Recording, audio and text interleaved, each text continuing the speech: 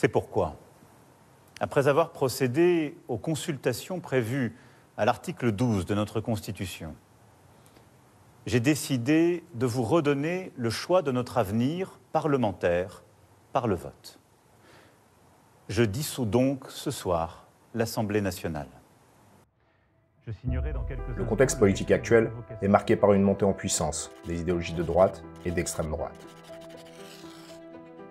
Une montée en puissance confirmée par les victoires électorales du Rassemblement national. Internet a eu un rôle crucial dans cette dynamique électorale, notamment par la popularité des nombreux créateurs de contenu de cette orientation politique. Des créateurs de contenu tels que Papacito, le Raptor dissident, Thaïs Descuffon, Georges ou encore Alice Cordier du collectif Nemesis.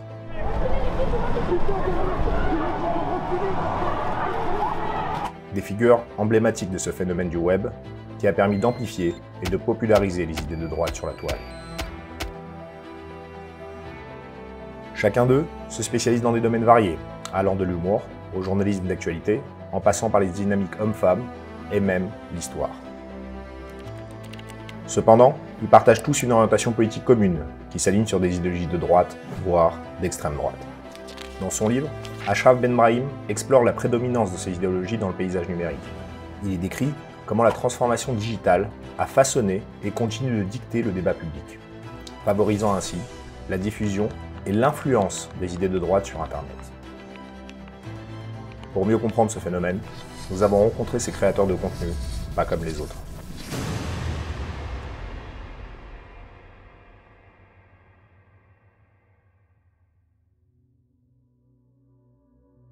Dans un monde où chaque clic peut réverbérer comme l'écho d'une voix, certaines voix portent plus loin que d'autres. C'est exactement pour ça que c'est la gauche qui a colonisé, c'est exactement pour ça que c'est la gauche à la Bernard-Henri Lévy qui dit en Libye il faut mener ce genre de politique. Internet est devenu le catalyseur de mouvements idéologiques et sociaux tels que le printemps arabe, Black Lives Matter ou encore MeToo.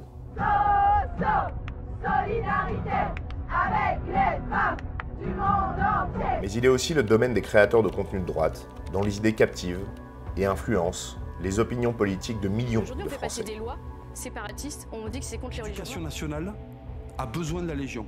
Et Louis Boyard, et plus précisément sur l'ancienne vie de Louis Boyard et François. Ces créateurs politisés utilisent les plateformes du net pour promouvoir leurs valeurs et socialiser politiquement une audience qui abandonne la télévision mainstream au profit de contenus beaucoup plus tranchés.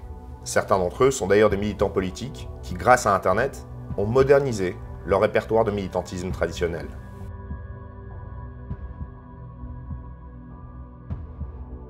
Mais qui sont ces vidéastes et quelle réalité se dissimule derrière leurs écrans? Quelles sont les origines et les dynamiques qui ont mené à l'émergence de ces courants idéologiques, dont le monde numérique? Pour comprendre ce phénomène montant de la droite en ligne, nous avons sollicité l'expertise d'Ashraf Benbrahim, auteur en sciences politiques, qui a étudié ce phénomène dans son livre. Pour moi, ça part d'un échec. Pourquoi est-ce que ça part d'un échec? C'est parce qu'ils ont compris que dans la rue et dans le débat public et dans les urnes, c'est fichu. Voilà. Je me rappelle qu'à l'époque, le Parti socialiste, pour empêcher les locations de salles, les meetings de Jean-Marie Le Pen, parlait de harcèlement démocratique. Voilà. Les scores étaient ce qu'ils étaient, le Front National ne faisait pas les scores d'aujourd'hui, et donc ils se sont rabattus sur la toile. Parce que, comme militer sur la toile, vous avez besoin d'un ordinateur et d'une connexion Internet. 1, c'est pas cher. 2, personne ne vous empêche de le faire. 3, c'était l'outil qui montait. Voilà. Le Front National a toujours été en pointe, et les identitaires en général, sur Facebook au départ, puis après sur Twitter, YouTube. Voilà, on va en parler, mais après il y a eu les influenceurs, Instagram, TikTok et ainsi de suite. Mais c'est une réalité. Au départ, c'était par échec. Militer sur Internet, c'est pas cher. Le Front National de l'époque était ruiné, puisque après les législatives de 2007, pour lesquelles Nicolas Sarkozy a fait une razzia, le Front National n'avait pas pu faire les scores pour recevoir les financements étatiques importants. Donc ils ont même dû vendre leur siège de l'époque. Et c'est à ce moment-là que le Front National, avec notamment David Rachlin à la manœuvre, ont massivement investi Internet. Et c'est le cas en réalité de tous les mouvements qui sont marginaux. Pourquoi est-ce que l'État islamique a été aussi puissant sur son impact numérique? C'est parce que, évidemment, quand vous êtes un mouvement clandestin, marginal, radical, vous n'avez pas accès aux moyens d'expression classiques, donc vous allez utiliser plutôt des moyens détournés. Alors Internet est aujourd'hui devenu le moyen de communication principal, mais à cette période-là, et il n'y a pas si longtemps, c'était la télévision le moyen de communication mainstream, c'était la radio, c'était la presse. D'abord, un petit propos préliminaire.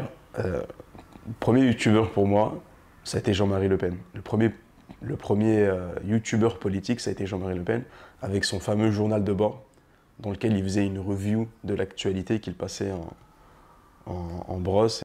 Meta TV, donc oui, Patrick Donte, qui était classé comme conspirationniste, militant proche de la mouvance d'extrême droite. Je ne sais pas si moi-même s'il était d'extrême droite, puisque je n'ai pas pu lui parler et je ne fais pas parler les morts, bien évidemment. Mais en tout cas, pourquoi est-ce que son nom est resté célèbre? C'est parce que ça a été le premier à lancer une chaîne dissidente, une web TV, avec des moyens qui à l'époque étaient vraiment sommaires. On parle de quelques caméras, d'une connexion internet et d'un mélangeur audio, avec des succès, puisqu'il engrangeait les millions de vues, il avait des pics à 10 000, 20 000 spectateurs, et c'est celui qui a fait aujourd'hui connaître la quasi-totalité des influenceurs d'extrême droite, de Papacito jusqu'à Daniel Conversano. Et ça a été, si vous voulez, le premier acte d'une brique qui est justement la montée en puissance de ces influenceurs et de cette mouvance sur la toile. On parle de quelqu'un qui a voulu concurrencer BFM TV, On n'est pas couché et ainsi de suite, depuis son salon à Épinay-sur-Seine. Donc par rapport à tous ces influenceurs, il y a quand même une constante qui est là, c'est qu'il n'y a pas forcément besoin de faire de la politique dans les urnes ou dans la rue pour faire de la politique.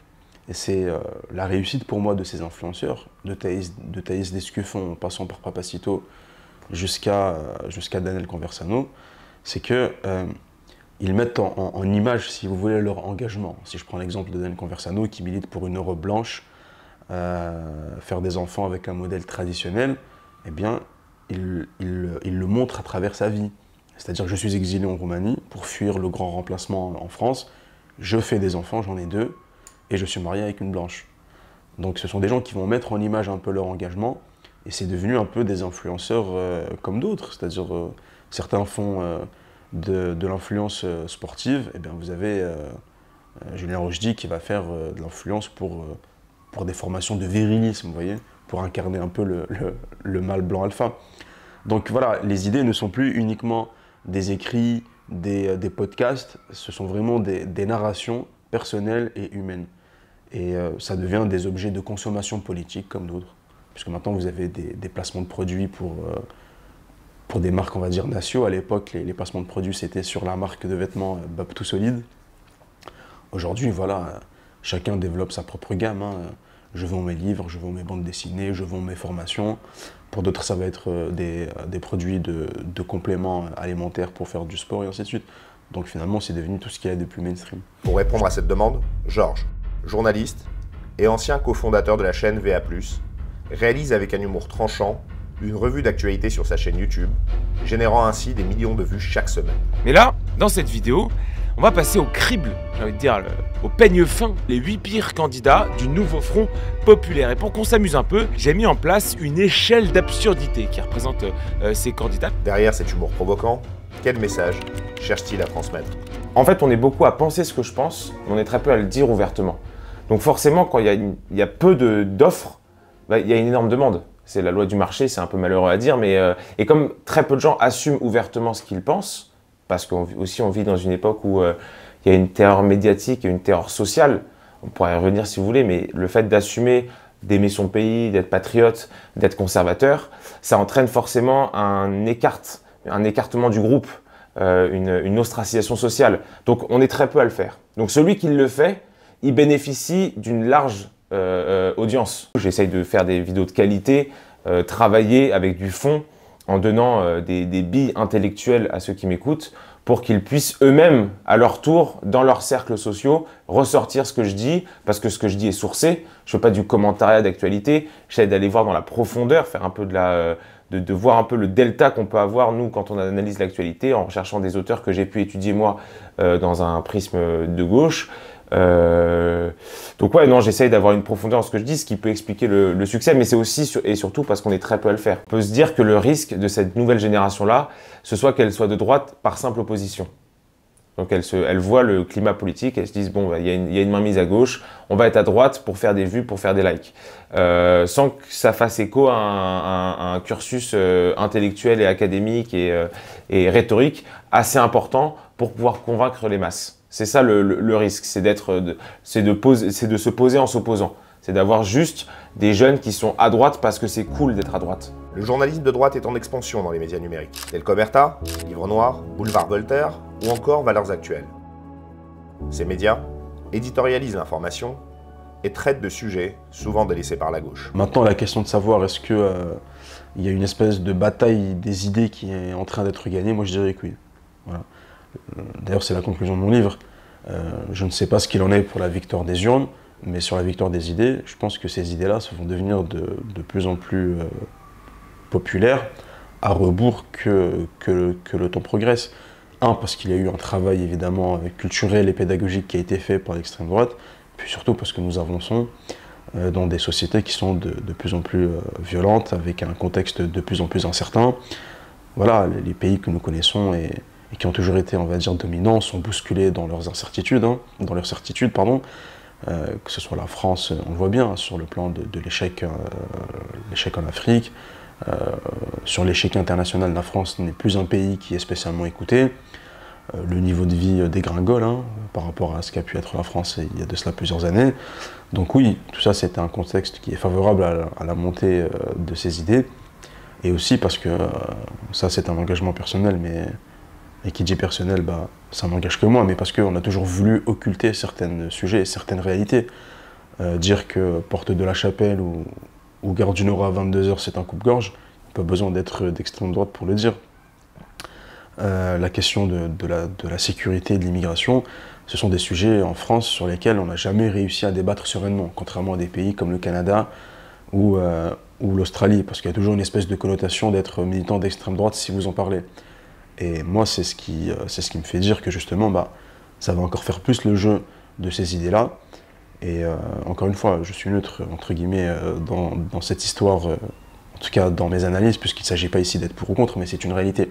Tant qu'on voudra censurer ces questions-là, tant qu'on voudra ne pas aborder sereinement le sujet de la laïcité, de l'identité à la française, de ce que doit être l'immigration en France, de l'insécurité, eh bien, ces personnes-là, donc les Français lambda, vont aller chercher les personnes qui en parlent. Et aujourd'hui, qui en parle? C'est l'extrême droite. C'est une réalité. L'extrême gauche est complètement passée à côté de ce sujet, sachant qu'encore une fois, ce ne sont pas des idées d'extrême droite.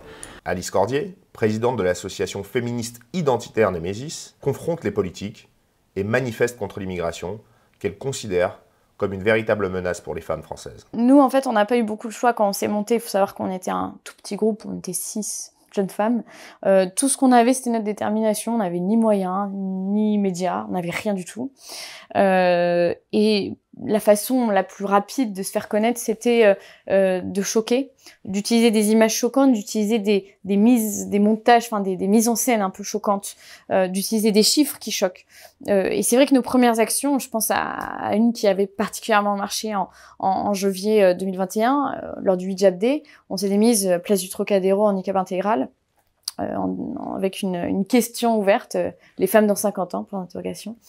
Ça avait suscité une explosion médiatique, aussi bien sur les réseaux sociaux que dans les journaux plus traditionnels, parce que les gens avaient vu, en fait, à quoi ça pouvait ressembler la France dans 50 ans si on laisse une islamisation telle qu'elle est pratiquée aujourd'hui se mettre en place, finalement. Parce qu'on n'est pas à l'abri qu'un jour ce soit la burqa, pas du tout. Ce n'est déjà le cas. Et c'est vrai que nous, on a décidé d'utiliser ce moyen-là et les réseaux sociaux, qui sont, pour une association comme nous, qui ne passera jamais dans les médias mainstream ou jamais de la bonne façon, ce sera parfois moqué, notre message sera galvaudé. Il faut savoir que nous, vraiment, on n'a aucune condamnation sur nos casiers judiciaires. Ni moi, ni l'association n'a été pénalisés. Et pourtant, on a des médias qui disent que nos banderoles sont racistes, que machin, alors qu'on n'a jamais fait l'objet d'une enquête pour racisme, jamais. En tout cas, on n'a jamais eu de condamnation. Et c'est vrai que nous, voilà, on n'a pas mis le choix finalement. Aujourd'hui, des médias, CNews commencent à parler de nous, mais il y a encore quelques années, c'était très difficile. Donc Internet était un véritable réservoir pour nous propulser. Et je fais partie d'une génération de jeunes femmes qui a connu le harcèlement sexuel assez jeune, notamment au niveau de l'adolescence. Et aujourd'hui, toute ma génération finalement connaît cela. Ce qui m'a menée à vouloir m'engager pour la cause des femmes, pour une cause féministe, mais pas un féminisme tel qu'on l'entend aujourd'hui, on sait qu'aujourd'hui les mouvements féministes sont gangrénés par une extrême gauche, par une idéologie très forte. Et moi, je voulais retourner à quelque chose de plus sain et aussi à quelque chose de plus factuel. Donc, on a décidé avec 5 autres jeunes femmes de créer le collectif Némésis, qui est une association féministe qui dénonce les violences faites aux femmes, les vraies violences, qui se base sur des chiffres, sur des faits et non pas sur de l'idéologie. Notre manière de nous faire connaître passe par des actions d'agit-prop, des happenings médiatiques, on l'appelle comme on veut. Et nous avons une certaine influence sur les réseaux sociaux depuis maintenant 4 ans. Et c'est vrai que toute cette omerta finalement autour de la question des violences faites aux femmes, autour de ce que moi je considérée comme une véritable violence dans la rue, n'était pas reconnue par les féministes. Et voilà, avec d'autres jeunes femmes, on avait fait ce constat-là et on a décidé de monter notre association pour dénoncer des choses beaucoup plus concrètes et ne pas être arrêté par un agenda politique. Ça, c'était vraiment quelque chose d'important. Ne pas se revendiquer d'un parti, ne pas se revendiquer d'une idéologie telle qu'elle soit, et de vraiment tout dénoncer. Donc nous, on va aussi bien dénoncer le féminicide qui va avoir lieu au fin fond de la campagne par René qui tue sa femme avec son fusil, que le harcèlement sexuel qui va concerner les femmes et qui est majoritairement pratiqué par des étrangers. La défense des droits des homosexuels n'est pas en reste non plus. Elle est également revendiquée par la droite. L'influenceur Yohan Power, homosexuel de droite assumé, s'oppose aux valeurs prônées parce qu'il dénonce comme des lobbies LGBTQIA+. Alors, je m'appelle Yohan, j'ai 28 ans, je suis influenceur politique et youtubeur. J'ai fait un buzz il y a 1 an concernant un club de lecture de drag queen que j'ai infiltré, qui a fait plus de 20 millions de vues et ça m'a valu de grands médias. Et depuis, je combats le wokisme. Alors, je combats pas que le wokisme, je combats aussi l'islamisme, qui m'a valu d'ailleurs de multiples agressions. Et alors, j'ai un travail personnel, je souhaite pas dire ce que je fais voilà, comme travail, mais j'ai un travail à côté. Et je vis un peu de ce que je fais avec les réseaux, notamment YouTube, les rémunérations YouTube. Donc en fait, j'étais candidat aux législatives. Et quand on a bien évidemment tous perdu, il n'y avait aucun député, je me suis dit on ne peut pas partir pendant 5 ans sans rien faire. Donc je me suis dit, grâce à Gilbert Collard, parce que c'est Gilbert Collard d'ailleurs qui m'a incité à créer cette chaîne YouTube, de me lancer dedans. Et j'ai créé ma chaîne il y a 1 an.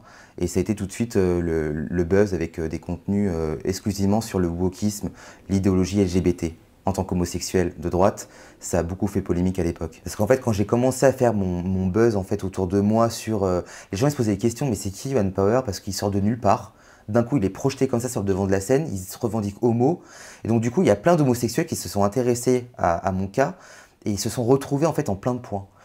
Et je pense que j'ai joué quand même un rôle assez majeur sur l'homosexualité de droite. Alors bien évidemment, il y a des Philippot, tout ça, mais ce sont des homosexuels qui sont assez rangés. Moi, je dérange et moi, j'ose des choses. Et je pense que voilà, ça joue un rôle. Après, il y a aussi le pouvoir des réseaux sociaux où maintenant, on est beaucoup plus libre de revendiquer des choses. Et je pense que... Et puis il y a aussi cette fracture qu'il y a de la France où en fait, il n'y a plus de gauche-droite, centre, c'est l'extrême gauche, l'extrême droite. Pour moi, la France, elle est coupée comme ça. Et donc, forcément, les gays se rangent. Soit t'es extrême gauche, soit t'es extrême droite. Et puis, t'as les homosexuels de droite qui vivent dans les cités. Moi, j'en reçois plein qui me disent, moi, Yohan, je vis un enfer. Je vis dans une cité, j'ai pas assez d'argent pour pouvoir partir de cette cité-là. Et je suis confronté à ces gens-là continuellement, où on m'agresse physiquement ou verbalement. Et ouais, et moi, quand je vois ça, j'ai envie d'être à droite et certainement pas à gauche. Voilà. Et en tant qu'homosexuel, c'est un peu compliqué de vivre en banlieue, notamment dans les cités, parce qu'on est persécuté par une certaine population. Et pour moi, Éric Zemmour, c'est celui qui peut défendre les homosexuels, ainsi que les femmes, notamment. Et je me suis vu en lui, dans son programme, notamment sur le grand remplacement, parce que je le vis dans ma ville. Je ne vais pas citer le nom de ma ville, mais je vis dans une ville où tout est grand remplacé, que ce soit la population, notamment les commerces. Et moi, en tant que jeune de 29 ans, je me dis quel sera mon avenir si on continue à vivre comme ça. Et il faut quelqu'un de dur et de droit, comme Éric Zemmour. Voilà. C'est-à-dire qu'en fait, moi, je suis pour le juste milieu. Quand ça part trop dans les extrêmes, ça devient dangereux. Et le problème, c'est qu'en fait, nous, les homosexuels, on a eu des droits, mais aujourd'hui, c'est comme un château de cartes qu'on construit et que les woke ont soufflé dessus et tout notre combat, en fait, est tombé à l'eau. Et en fait, aujourd'hui, on est complètement décrédibilisé. C'est-à-dire que quand on est homosexuel, on est forcément associé à ces lobbies LGBT, à ce wokisme ambiant, alors que pas du tout. Moi, je suis homosexuel, c'est dans le cadre du privé, mais je n'impose rien à la majorité. Et au final, ça pose problème pour des millions d'homosexuels comme moi. Et c'est pour ça que je combats tout ça. Je combats la connerie humaine. Parce que pour moi, quand on se sent xénogenre, quand on se sent porte-casserole, c'est de la connerie humaine. C'est donc une véritable bataille de valeurs qui se déroule sur la toile. Une bataille du net que la gauche semble avoir perdue. Usul n'a jamais été majoritaire ni dominant, en dépit de ses partenariats avec Mediapart et ainsi de suite, n'a jamais été viral. Si je demande à quelqu'un dans la rue, tu connais Papacito? Oui. Tu connais Usul? Non. Non, je crois qu'il n'a pas dépassé la barre des quelques dizaines de milliers de followers. Les contenus qu'il fait, en plus, s'adressent vraiment à une gauche, on va dire, la gauche un peu, je ne vais pas dire parisienne, mais la gauche un peu intellectuelle, l'extrême gauche un peu intellectuelle, qui est vraiment marginale, que ce soit dans les rues, que ce soit dans les cités, dans les quartiers prioritaires. Usul, ça ne parle à personne, parce que c'est un contenu qui est, encore une fois, un peu trop c'est un sujet de niche. Voilà, c'est un sujet de niche. Non, les idées de gauche ou d'extrême gauche étaient plutôt dominantes dans le milieu culturel, dans les MJC, dans les cinémas, dans les salles de concert et ainsi de suite. Mais petit à petit, on va dire, il y a une espèce de remontada qui est opérée par l'extrême droite. Cette bataille culturelle est pleinement assumée par ses créateurs, à l'image de Thaïs Descuffon. Initialement reconnue en tant que porte-parole de Génération Identitaire, Thaïs Descuffon est devenue influenceuse politique, notamment via des vidéos sur YouTube, où elle s'exprime régulièrement sur les relations hommes-femmes. Elle y tient des positions polémiques, radicalement antiféministes, voire masculinistes, inspirées des milieux red pill américains. Thaïs Descuffon, au départ, c'est une jeune militante à Génération Identitaire. J'ai commencé à militer quand j'avais 18 ans. Et je faisais partie du coup de ce mouvement de jeunes européens qui étaient engagés pour la défense de l'identité européenne, contre l'immigration massive et contre l'islamisation de notre pays. Et puis j'ai été nommée porte-parole de ce mouvement, j'ai fait quelques plateaux de télévision et malheureusement Gérald Darmanin a dissous l'association Génération Identitaire pour des motifs politiques complètement fallacieux. Mais suite à cela, j'ai lancé une chaîne YouTube, je me suis un petit peu lancée avec audace, je ne savais pas trop ce que ça allait donner. Mais aujourd'hui, on peut dire que je suis une influenceuse politique en quelque sorte sur la question des relations hommes-femmes aujourd'hui, ce qui n'a pas toujours été le cas, on en discutera peut-être. Mais du coup, voilà, Thaïs Descuffon, c'est une jeune fille engagée pour la défense de son peuple et de sa civilisation. Pourquoi avoir choisi ce canal YouTube? Déjà, l'idée de créer une chaîne YouTube au départ, c'était donc suite à cette dissolution de Génération Identitaire pour continuer de porter les thématiques que nous défendions sur Internet. J'ai été dans des émissions telles que TPMP ou d'autres types de médias. Et c'est vrai que le cadre n'était pas forcément toujours idéal pour bien exposer ses idées, avoir le temps de les développer. Et c'est vrai que dans les médias aujourd'hui, nos idées elles peuvent vite être caricaturées et on va vous montrer sur le plateau comme la bête noire, comme l'ennemi à abattre. Et finalement, l'image qui en ressort n'est pas toujours positive. Et je me suis dit, il faut que je parle directement aux gens qui partagent mes idées ou qui sont prêts à vraiment écouter le fond de mes propos. Et donc le but finalement c'était de créer mon propre média, puisque les médias ne me donnent pas forcément la parole ou ne me la donnent que dans les circonstances qu'ils m'imposent. Eh bien moi je veux exposer qui je suis vraiment, quelles sont vraiment mes idées et donner finalement une toute autre facette de ce que sont mes idées politiques et de ce que je suis. C'est quoi votre quotidien, Thaïs Descuffon? Mon quotidien, je lis des livres, j'écoute des conférences et puis j'essaie de m'inspirer de tout un tas de choses que j'observe dans la société ou dans ce que je lis pour en retranscrire ce qui me tient le plus à cœur, ce qui me touche et ce que je veux partager avec les gens. Donc voilà, je vais écrire des vidéos, je vais les filmer moi-même et puis finir par les monter, les poster sur les réseaux sociaux et observer toutes les réactions et créer un débat en fait. Et c'est vraiment ça qui m'intéresse, c'est l'interaction avec ma communauté. Vous générez aujourd'hui des millions de vues. Il y a un succès qui est indéniable, il y a un intérêt croissant, visiblement. Comment est-ce que vous expliquez cet intérêt aujourd'hui d'un public plutôt jeune, d'ailleurs, pour ces thématiques? Mon discours trouve écho chez beaucoup de jeunes hommes parce que leur voix n'est pas représentée dans les médias mainstream et dans le discours ambiant, dans la culture populaire même. Et j'ai voulu être un petit peu une voix qui porte leur point de vue, qui porte leur vécu. Et je pense qu'il y a aussi un intérêt croissant pour les youtubeurs de droite et les influenceurs de droite en général parce que justement cette voix-là n'est pas représentée dans les médias. Et parce que, en fait, surtout à droite, les influenceurs de droite ont surtout du succès sur YouTube par rapport à des youtubeurs de gauche. Parce qu'en fait, si vous voulez écouter le discours du ZUL, vous n'avez qu'à allumer France Inter. Le discours politiquement correct, bien pensant de gauche, il est absolument partout. Et le seul contre-discours que vous pouvez entendre aujourd'hui, c'est sur certaines chaînes de télévision à des horaires très précis ou bien sur YouTube avec des voix un peu qu'on pourrait qualifier de dissidentes, mais qui, je pense, représentent énormément de gens en réalité, qui justement en ont marre. L'histoire n'est pas en reste sur la droite d'Internet. Christopher Lann, qui se présente lui-même comme le hussard de la toile, se bat pour reconstruire le roman national. L'idée de faire des vidéos m'est venue en 2014 parce qu'il a commencé à avoir un grand intérêt, une grande hype, comme on dit, autour de la vulgarisation sur YouTube. Alors on a eu des chaînes de vulgarisation scientifique qui ont commencé à émerger, YPensée par exemple. Des chaînes même de vulgarisation de tout et n'importe quoi sur le langage, Linguisticae, sur les sciences, sur l'histoire nota bene, qui a commencé à percer à ce moment-là. Et je me suis dit pourquoi pas moi aussi partager ma passion sur ce réseau. À l'époque, vraiment YouTube 2014, c'était l'explosion des chaînes de vulgarisation.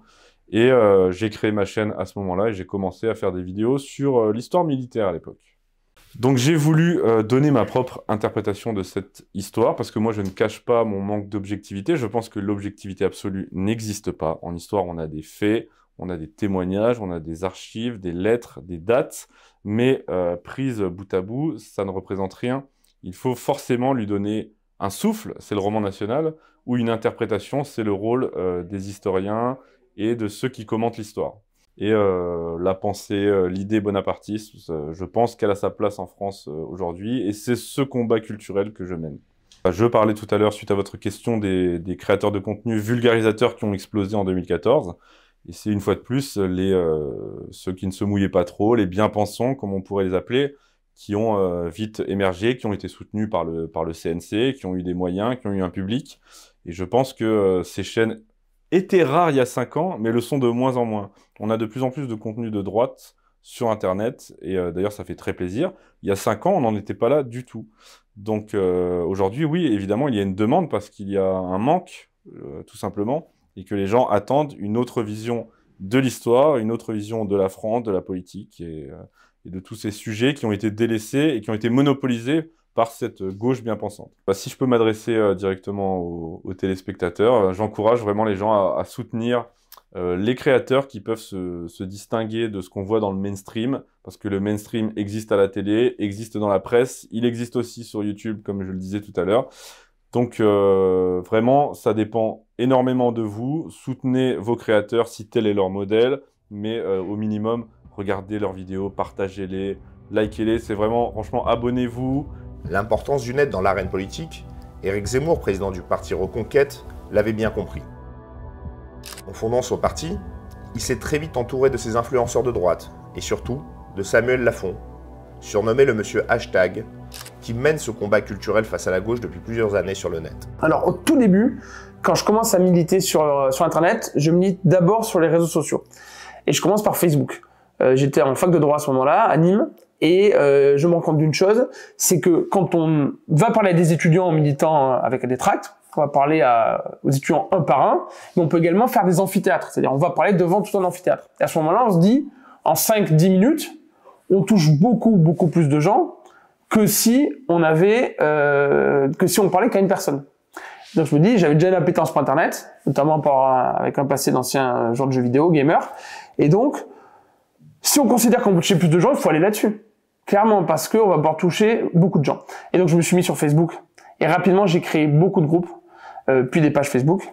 Et j'ai commencé à faire du marketing viral pour toucher un maximum de gens et essayer de recruter des personnes. Et de fait, rapidement, j'ai recruté des personnes dans ma ville et dans d'autres villes pour l'Uni. Donc, j'ai commencé comme ça, avec la partie réseaux sociaux, sans forcément être visible. Enfin, il y avait mon profil dans les groupes. Et j'ai commencé ainsi. quand vous êtes en politique, vous devez vous rendre compte que il y a de nouveaux sujets qui montent. Par exemple, aujourd'hui, on ne peut pas, à mon sens, être en politique et méconnaître le fait que la grande majorité des Français jouent aux jeux vidéo. La très grande majorité des Français, les hommes et les femmes, sous différents aspects, sur ordinateur, sur console, beaucoup sur téléphone. C'est surtout grâce au mobile qu'il y a de plus en plus de gens qui jouent. Mais on ne peut pas méconnaître ce phénomène. Ça ne veut pas dire que vous allez faire votre campagne là-dessus, mais ça veut dire que vous devez comprendre, à mon avis, ce qui intéresse les gens, ce qui est leur quotidien, et les passions. Et il n'y a pas simplement, et je trouve souvent, je disais, il faut pas que les politiques soient chiants, qu'il y a des politiques qui sont, alors c'est pas le cas d'Éric Zemmour, parce que lui, par exemple, sur le foot, il est vraiment passionné de foot, mais des politiques qui font semblant de s'intéresser au foot, parce que c'est la passion la plus populaire en France, voilà, dans les sports. Et qui n'ont pas véritablement de passion, ça pourrait être de la boxe, mais ils ont le droit d'être passionnés de boxe, de MMA, de kickboxing, de Muay Thai, et d'en parler. Samuel Lafont est également le créateur de Damoclès, un groupe Facebook d'information et entrepreneurs de cause qui interpelle les politiques. Alors, sur Damoclès, on a relié énormément d'informations. L'objectif du lancement de Damoclès, donc on l'a créé en 2016, on l'a lancé véritablement en 2017, c'était de se dire, le spectre patriote sur Internet, droite, patriote, vous appelez ça comme vous voulez, n'a pas encore utilisé les réseaux sociaux autant qu'on peut le faire. Et donc on s'est dit, allons-y, nous on a déjà beaucoup de pages, avec un groupe d'amis, on a beaucoup de pages, on a quelques groupes mais beaucoup de pages. On peut les utiliser pour lancer Damoclès, et à partir de là, en étant le plus efficace possible, donc en termes de temps, de moyens avancés, de temps humain, on va pouvoir toucher beaucoup de gens. Donc l'idée c'était à la fois de se créer une audience, de toucher beaucoup de gens. On a fait des pétitions qui nous ont permis d'avoir une base de mails notamment, et d'avoir des résultats rapides. Je m'explique. Souvent c'est d'ailleurs critiqué à droite, les gens disent...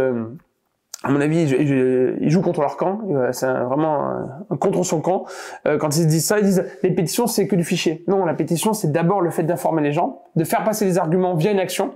Donc quand les gens signent, ils retiennent davantage les arguments que s'ils lisaient un texte, un article, par exemple. Et en plus de ça, ils sont invités à partager. Donc ils montrent aux autres Français qui sont pas tout seuls à penser ça. Donc ça montre aux Français qui reçoivent la pétition qu'en fait il y en a d'autres qui pensent comme eux, ce qui est extrêmement important pour pas se sentir minoritaire quand on est majoritaire, sur plein de sujets, notamment, pas que, mais l'immigration et l'insécurité. Les Français soutiennent très largement des positions fermes. Et il y a encore beaucoup de gens, trop de gens, notamment chez les militants, qui se pensent minoritaires alors qu'on est majoritaire. Il faut absolument dire, vous êtes majoritaire. C'est extrêmement important pour montrer à quel point nos idées sont normales et qu'elles sont soutenues par la population. Ce sont nos adversaires politiques qui sont minoritaires. Et eux, ils font croire systématiquement qu'ils sont majoritaires. Donc nous faisons ça, Damoclès, à la fois des pétitions et des campagnes où on écrit aux parlementaires. Moi, j'ai plusieurs résultats en tête, notamment sur les djihadistes. On a échangé avec le cabinet d'Emmanuel Macron, on avait plusieurs échanges avec son directeur de cabinet, parce qu'à l'époque où les djihadistes devaient rentrer en France, les premiers, la population était clairement contre, très largement contre, mais il n'y avait personne qui s'y opposait politiquement, personne qui élevait la voix. Donc nous on a fait cette pétition qui est la plus signée aujourd'hui, je crois qu'on a 245 000 signataires. On a fait écrire aux parlementaires, on a eu une proposition de loi qui avait été déposée d'ailleurs sur le sujet des djihadistes, et l'idée c'était de montrer que l'opinion publique est opposée non seulement à la rentrée des hommes, mais également des femmes, et qu'il fallait faire attention aussi aux enfants, puisque la plupart des gens qui militaient benoîtement pour le retour des djihadistes ne savaient pas ce que les djihadistes avaient fait sur place, ce que les familles de djihadistes avaient fait sur place, alors que nous on avait toutes les infos qui sont disponibles sur Internet. Si Internet est indubitablement un générateur de débat public, les plateformes en ligne de droite facilitent la discussion et la diffusion des idées, influençant ainsi les opinions et les comportements. Cependant, son efficacité électorale reste à nuancer. On savait que les journalistes sont aussi une caisse de résonance. Quand on a le début de notre stratégie en termes chronologiques, a été de mobiliser énormément sur Twitter. On demandait au soutien d'Éric Zemmour d'être très présent sur Twitter, et notamment de faire des tendances régulièrement. Les gens qui sont peu coutumiers de Twitter et du fonctionnement de Twitter se demandaient pourquoi on faisait ça, voire se sont moqués de nous. Et je pense qu'ils se trompaient, puisque l'objectif, en faisant ça, quand on a vu que ça marchait au tout début, on s'est dit, ok, en faisant des tendances tout le temps sur Twitter, on va faire parler d'Éric Zemmour tout le temps, donc d'autres personnes vont nous écrire, donc on va avoir d'autres contacts, qu'on va pouvoir faire entrer dans les équipes, parce que les gens nous disent j'ai envie de faire quelque chose, eh bien moi je posais toujours la même question, qu'est-ce que tu sais faire, qu'est-ce que tu as déjà fait, qu'est-ce que tu veux faire? Et après, on mettait les gens dans les équipes, notamment pour la partie numérique, où ça a pris beaucoup de temps, ça, entre mars et juin. En plus de ça, les journalistes parlent de nous, donc ça crée un effet, tout le monde parle de nous, tout le monde parle du candidat. Plus ça nous fait monter les comptes sur les réseaux sociaux, ça faisait monter Twitter, mais aussi les autres, ça nous permet d'avoir une audience qui crée notre future autonomie vis-à-vis de la sphère journalistique, puisqu'on aurait justement une force de frappe suffisante pour ne pas dépendre des journalistes, ce qu'a fait Trump aux États-Unis, où après il avait un compte Twitter tellement élevé en termes d'abonnés qu'en fait il passait outre la sphère journalistico-politique puisqu'il pouvait s'exprimer directement, et en fait les journalistes ne servaient que de repreneurs, ils faisaient des reprises de ce que disait Trump par Twitter, sur Twitter. Et aussi, dans cette stratégie-là, nous on savait qu'on voulait créer une base de données au cas où on serait censuré à un moment pour pouvoir écrire directement aux personnes. Donc je vous parle de ça parce que les journalistes, à ce moment-là, on en a rencontré qui nous ont dit quand il y a Éric Zemmour en couverture, ça vend x2, x3, x4. Donc, de toute manière, on va parler de lui. Et donc, même ceux qui l'aimaient pas, finalement, il faut bien se rendre compte de ça, même ceux qui l'aimaient pas ou ceux qui ne voulaient pas parler de lui, eh bien ils étaient forcés de parler de lui parce que il y avait un effet Éric Zemmour. Il y avait quelque chose d'incroyable qui était en train de se dérouler, avec un engouement populaire très important.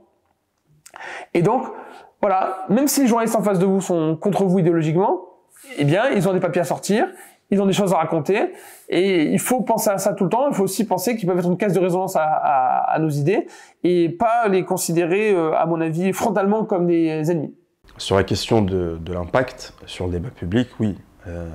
Bien idiot celui qui dirait que ce ne sont que des comptes Twitter et des personnages en ligne. Non. Il y a un vrai impact sur la société, il y a un vrai impact sur le débat. Et à mesure que ces contenus vont être de plus en plus nombreux, directement derrière, il y a une influence logique. Donc ce ne sont pas simplement des espèces de tweetos comme vous dites, ce sont des véritables leaders d'opinion. Ces influenceurs ont réussi à débrider les prises de position publiques à droite. Grâce à leur présence sur les réseaux sociaux et à leur capacité à mobiliser un large public, ils ont contribué à rendre les discours de droite plus visibles et plus accessibles dans le débat public. Ces créateurs ont également permis à une nouvelle génération d'influenceurs de droite d'émerger sur TikTok. C'est le cas de Jérémy Marquis, ce jeune TikToker qui s'est fait connaître sur cette plateforme avant de devenir chroniqueur pour des médias comme TV Liberté ou encore Géopolitique Profonde. Eh bien écoutez, je me suis lancé sur TikTok il y a 1 an et demi, presque 2 ans maintenant. Ce qui m'a motivé à me lancer sur TikTok au départ et uniquement sur ce réseau social, c'est que j'avais constaté que sur cette plateforme, il y avait énormément de vidéos et de propagande de gauche, disons-le clairement, et qu'il n'y avait pas assez de contenu qui relatait, on va dire, la réalité des faits et de l'actualité de ce qui se passait dans notre pays et plus généralement en Occident, en Europe. Et donc je me suis dit qu'il manquait cette information-là. Il manquait en fait un compte, un média, peu importe, qui allait relater cette information dans des vidéos courtes sur TikTok. Donc au départ, je me suis lancé là-dessus sans réellement prendre position. C'était simplement pour voilà, dire il s'est passé ça, mais en étant neutre, on va dire, dans le traitement de l'information. Et puis progressivement, étant donné que les vidéos marchaient, j'ai commencé à donner de plus en plus mon avis, on va dire, puis finalement à me filmer, et puis progressivement en fait à faire un contenu politique, disons-le clairement, ou en tout cas je disais très clairement mes convictions et mes analyses sur ce qui se passe dans notre société. Il y a 3-4 ans, je vous aurais dit non. J'aurais estimé qu'il n'y avait pas suffisamment de représentation dans les médias de notre courant de pensée.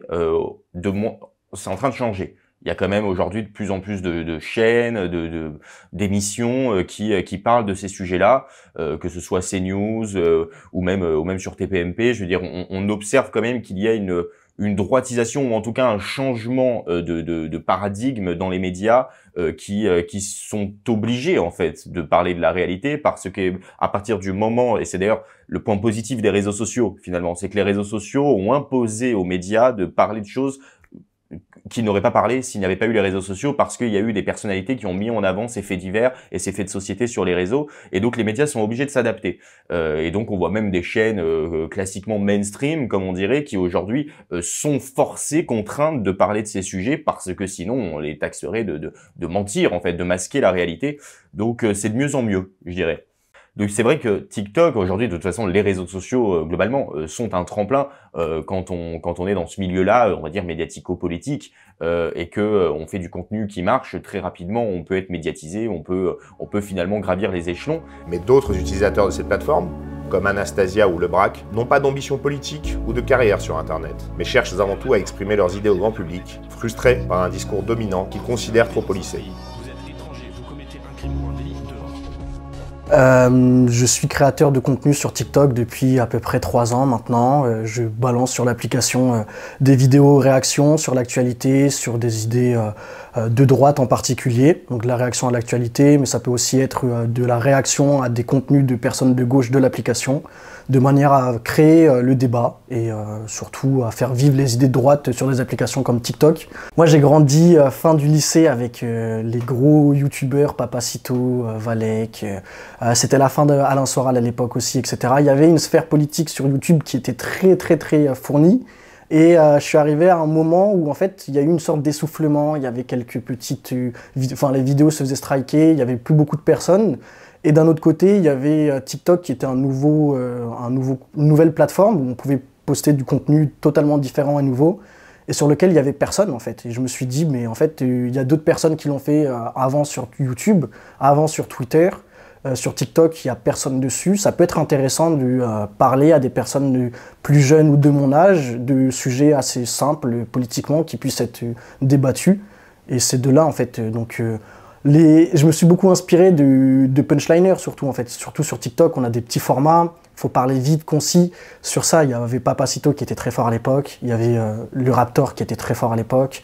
Et ce sont eux surtout qui m'ont un peu poussé politiquement sur ça au tout début. L'anecdote, elle commence un 31 décembre chez moi. Je regarde une vidéo d'une personne de gauche qui essayait de nous expliquer par A plus B que le racisme anti-blanc n'existait pas. Et j'avais rien à faire, je me suis dit, mais en fait, cette personne me dit quelque chose de faux. J'ai envie de rétablir les faits tels que je pourrais les présenter de manière peut-être plus succincte et avec plus de véracité. Et de là, j'ai fait une vidéo qui a très bien fonctionné. J'ai réagi à des commentaires, à d'autres vidéos, et puis de fur et à mesure, je me suis rendu compte que je savais que j'avais une ligne politique de droite de base, mais que j'avais surtout les outils intellectuels et politiques pour pouvoir développer des idées de droite politiquement et m'engager aussi un petit peu comme je le pouvais sur les réseaux sociaux. Je pense qu'aujourd'hui, il y a une mobilisation sur TikTok qui a été permise grâce à une dizaine de personnes qui ont à peu près le même contenu que le mien, qui permettent aujourd'hui d'avoir une vraie identité et de voir des vidéos parfois de personnes qui n'ont pas forcément de communauté mais qui ont des idées similaires aux miennes, qui vont faire beaucoup de vues, qui vont être très bien acceptées, très bien perçues, qui vont être repartagées sur d'autres réseaux sociaux.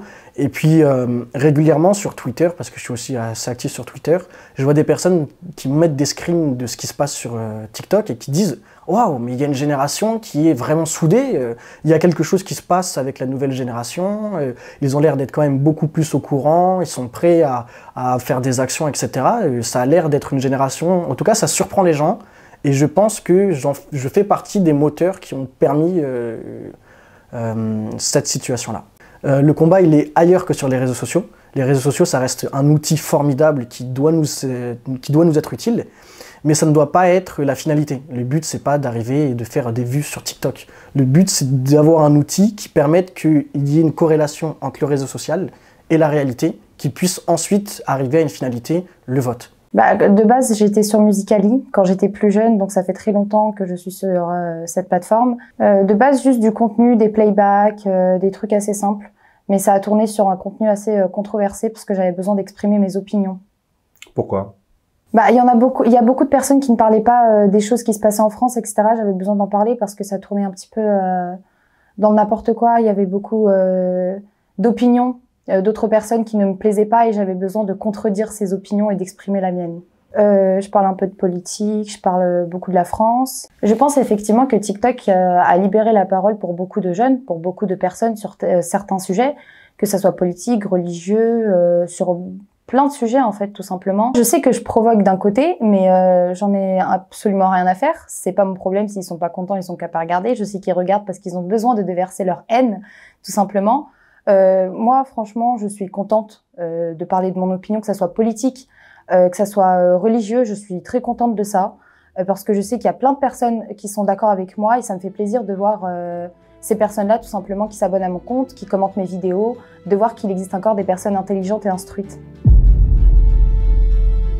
Il est clair que la domination des contenus de droite dans le paysage médiatique a largement contribué au succès électoral récent du courant politique dit patriote. La victoire du Rassemblement national aux élections européennes en est un exemple frappant, illustrant comment une présence médiatique forte et constante peut influencer l'opinion publique et orienter les résultats électoraux. Cette dynamique pourrait également préfigurer une possible victoire aux prochaines élections législatives.